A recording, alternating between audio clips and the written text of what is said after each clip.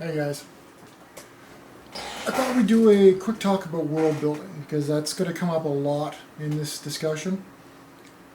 And as we go episode through episode, I'm going to keep coming back to world building because world building is going to inform almost every decision you make, or every decision you make is going to inform world building in one way or another.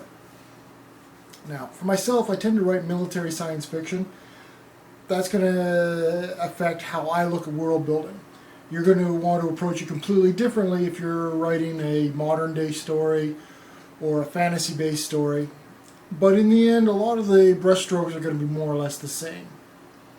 So, we're going to discuss some of how I go about world building, and we'll probably use some examples from different pop culture bits as well. Now, with Odyssey 1, which is really the first novel that I put together, the type of world I was building was a first contact society that had just come out of a heavy war and was just reaching into space, and that was their way of, in many ways it was their moonshot. The Odyssey 1 story focuses around that kind of equivalent social environment. You know, coming out of one war, kind of entering into a Cold War, you got a whole space race going on, and that informed deeply into the world building that I was doing for that series.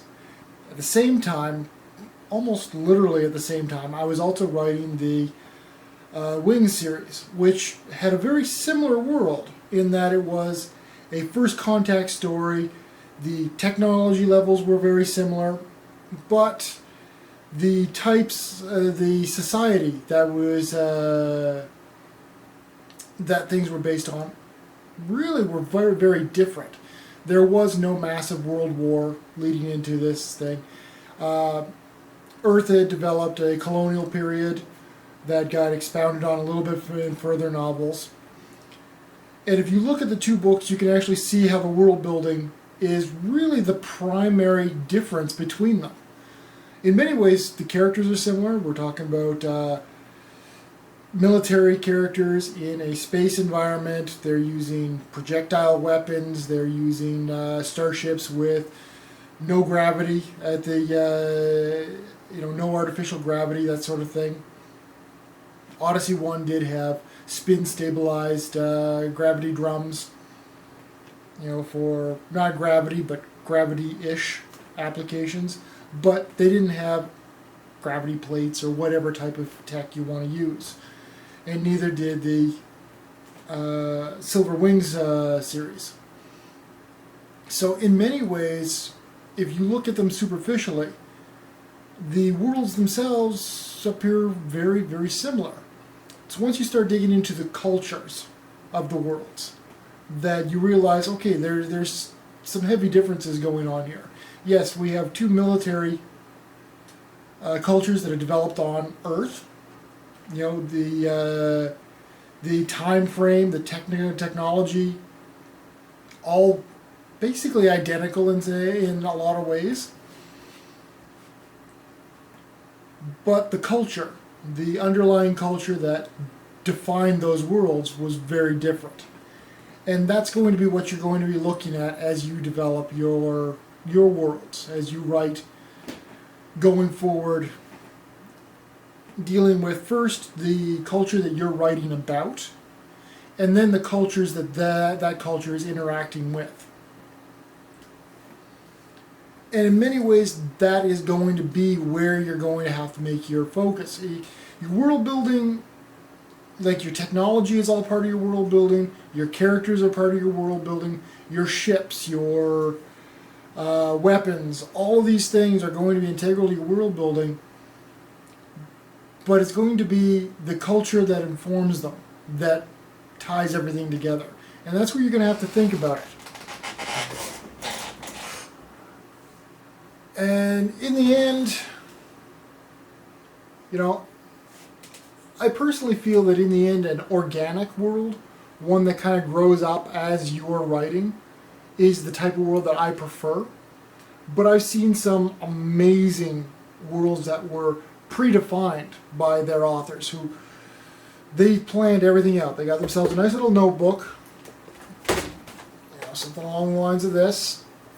Great little book for putting your notes in.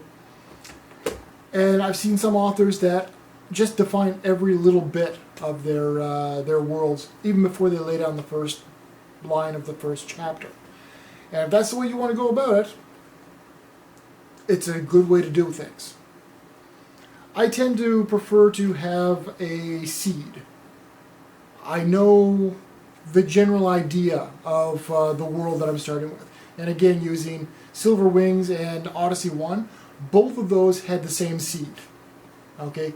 The general world, you can give a general description of both of those books and of the world that they inhabit, and sound completely identical because they started from that same basic concept, same technical level, and so forth, with only very minor differentiations. But as the books continue, those cultures that define the world building cause the seeds to grow in very different directions. And by the 8th or 9th book, I think both are up in that range now, the universes that they inhabit are clearly defined and very different from one another. So that's the approach I prefer. If you want to plan yours out, that's a great way to do it. If it works for you, and in the end that's going to be the defining choice, is if it works for you, go with it.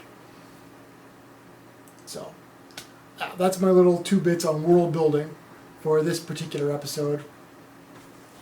Cheers, guys.